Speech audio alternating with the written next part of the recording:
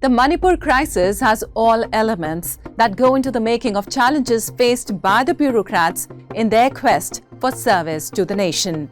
And in doing so, you will appreciate why the prestige associated with the UPSC CSE is deserving for the fact that a civil servant lives for the nation. The Manipur flare-up sent shock waves across the nation. It has raised fundamental questions about governance in a multi-ethnic social order. It has also highlighted various dimensions of internal security in a bordering state. Additionally, it has emphasized the need for trust-building mechanisms and the crucial role of leadership. Welcome, dear viewers. I'm Lipakshi Khurana from StudyIQ IAS, and you are about to embark on a journey of learning like no other. So sit back, grab a pen and paper, and get ready to be inspired.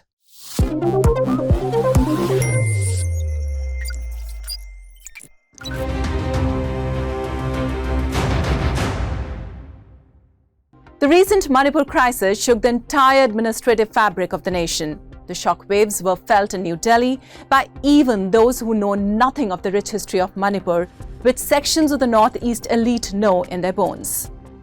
So what went so wrong that administration was caught totally off guard, resulting in loss of life and property? It is said that it's not the earthquake that kills, but the falling property and buildings. Similarly, it is not the High Court judgment per se. Rather, it is the complete capitulation of the administration, its law enforcement agencies, and intelligence units that resulted in widespread killing and loss of human life and property. What happened on day zero? Widespread violence broke out in Manipur on May 3, 2023. This happened during the Tribal Solidarity March called by the All Tribal Student Union Manipur to protest against the allocation of scheduled tribe status to Métis. The violence escalated quickly with Army and Assam Rifles holding a flag march to control the situation. As a last resort, Governor T. Ranjit Singh issued shoot-at-sight orders in the state. On March 27th, Manipur High Court's single-judge bench of Acting Chief Justice M.V. Muralidharan directed the state government to consider the case of petitioners for inclusion of the Metis community in the ST list expeditiously, preferably within a period of 4 weeks from the date of receipt of a copy of this order.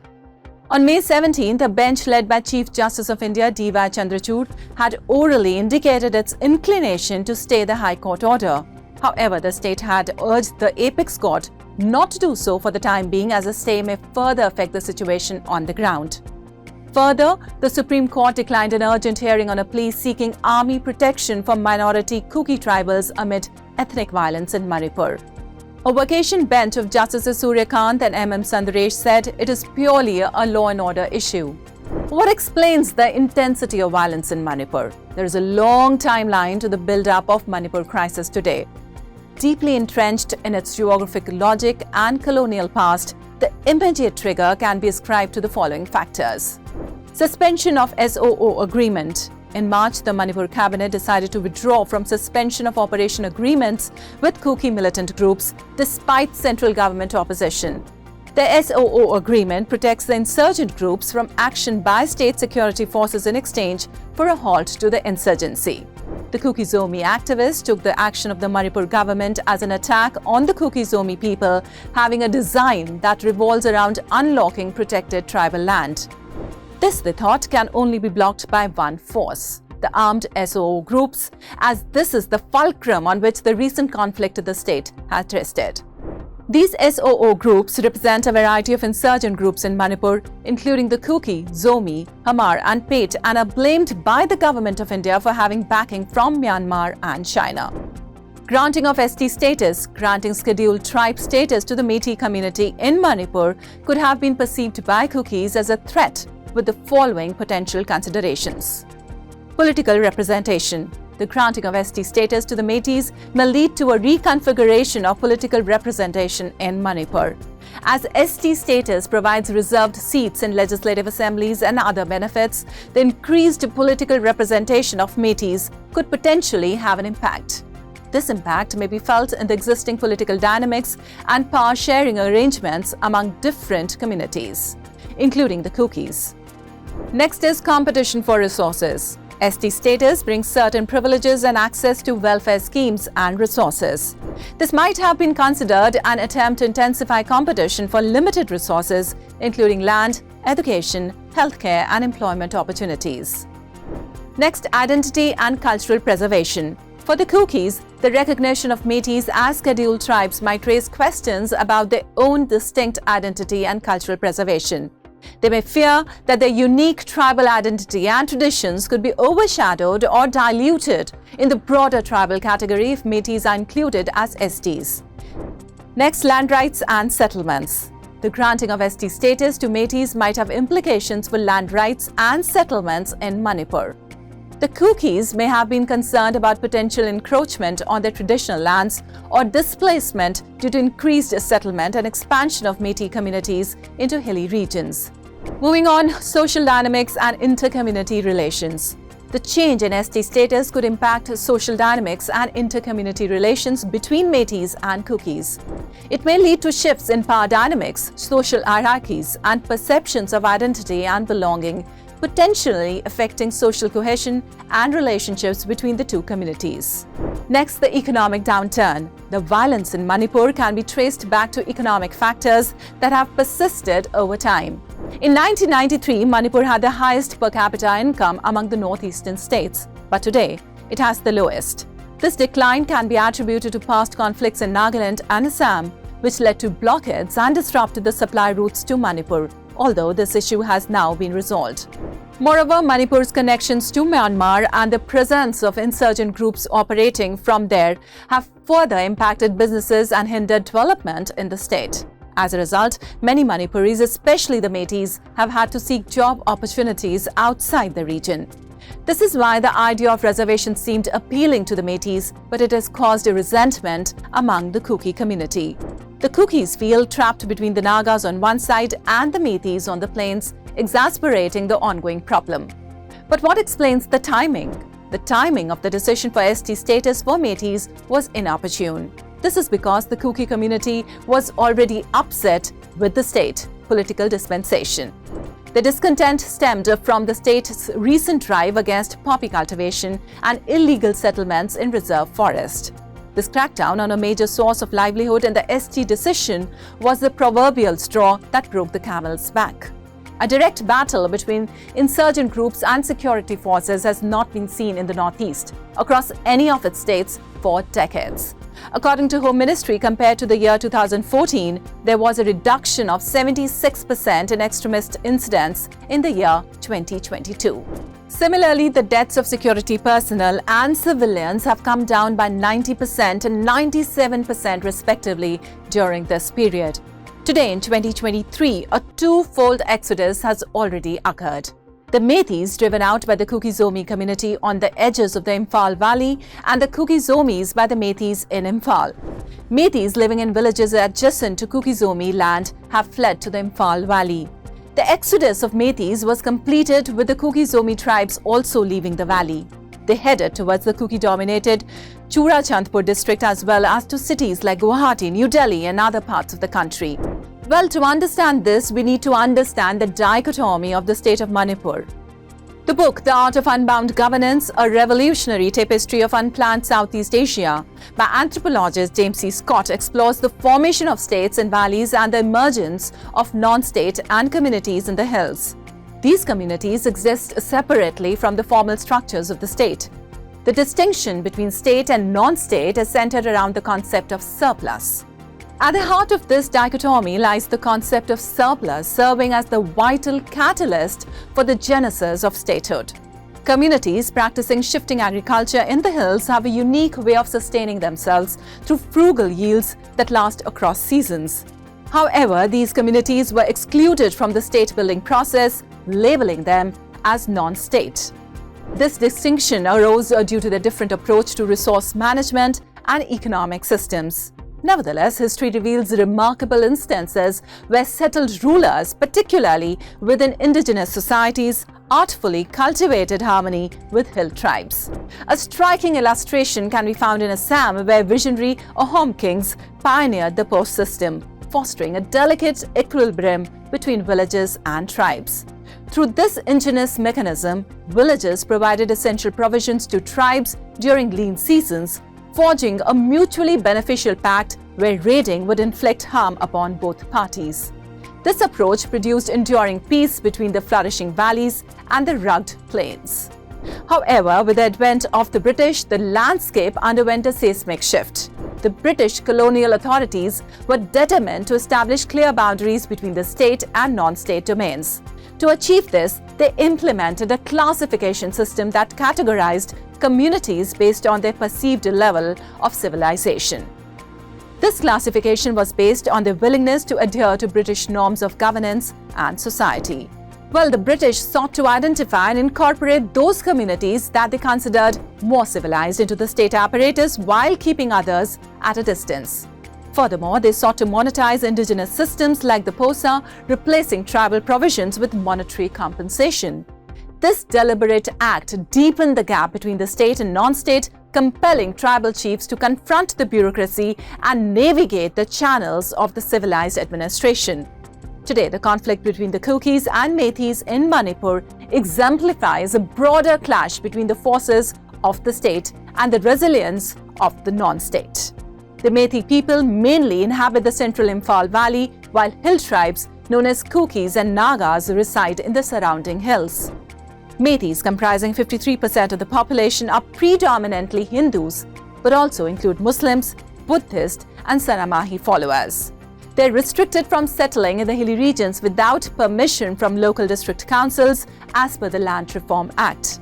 The tribal population, primarily Christian Kukis and Nagas, forms 40% of the state population and resides in the reserved hill regions. The Manipur Legislative Assembly is dominated by Meiteis, with 39 out of 40 unreserved general constituencies won by Meitei candidates. What are the fundamentals of order in a society where there is state versus non-state divide? The concept of justice acknowledges that individuals are born into different positions in society with varying life expectations shaped by political, economic and social circumstances. These institutional structures often create inherent inequalities, particularly deep-rooted ones. These inequalities are not only widespread but also impact individuals' initial opportunities in life, and they cannot be justified by notions of merit. In such a context, the principles of social justice become essential. These principles guide the choice of a political constitution and social framework, primarily considering how community rights, economic opportunities, and social systems are established. The justice of a social order hinges on the fair allocation of legal rights and the presence of equitable economic opportunities and social conditions across various sectors of society. In the state of Manipur, the Kuki community feels that they haven't fully become a part of the larger nation-state. Well, they have intentionally developed their own ways of living, social systems and beliefs, and have kept their oral traditions alive as a way to keep a certain distance from the state. The scattered settlements of these communities are found in difficult and rugged terrains. They lead nomadic lifestyles, constantly moving from place to place. Their unique farming methods adapt to the challenging environment. Family ties play a significant role in their social organization. Additionally, their ethnic identities are flexible, allowing them to navigate different social and political contexts.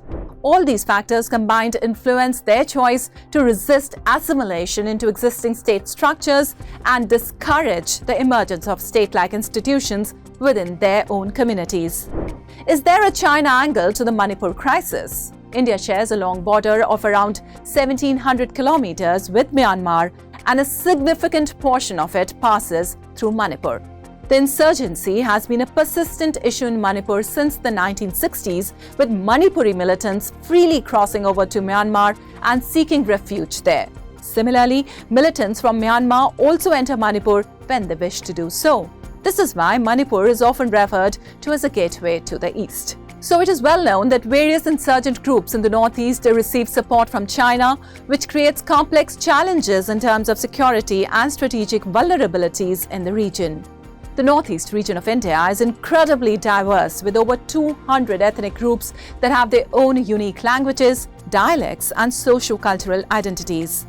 The events that take place in one site have a significant influence on neighboring states as well as on the neighboring countries of Myanmar and Bangladesh. This is particularly important to understand in the context of Manipur, where tensions between the Naga, Kuki, and Methi communities exist. Well, the challenge is complicated by the fact that the Naga and the Kuki tribes have connections with tribes in Nagaland, Mizoram, Assam, and even across the border in Myanmar, Naga Hills, and Chin State. Well, the various extremist groups, including the VBIGs, an abbreviation for Manipur's valley-based insurgent groups, are taking advantage of these divisions, and they're being supported by China for their own malicious purposes against India. This not only adds complexity to the conflicts between the Kuki and Methi communities in Manipur and hills and plains, but also has implications for national security. So, well, in conclusion, the issue of community divide in Manipur cannot be effectively addressed through the use of weapons or by ignoring the underlying ideological differences. It is important to recognize that while only a small number of Kuki tribals are involved in violence, the peaceful majority becomes overshadowed by such acts. Instead of engaging in finger-pointing, it is important for leaders to concentrate on restoring peace and stability. Their priority should be to recover the weapons that were stolen, which will contribute to the process of demilitarizing society and removing the potential for violence.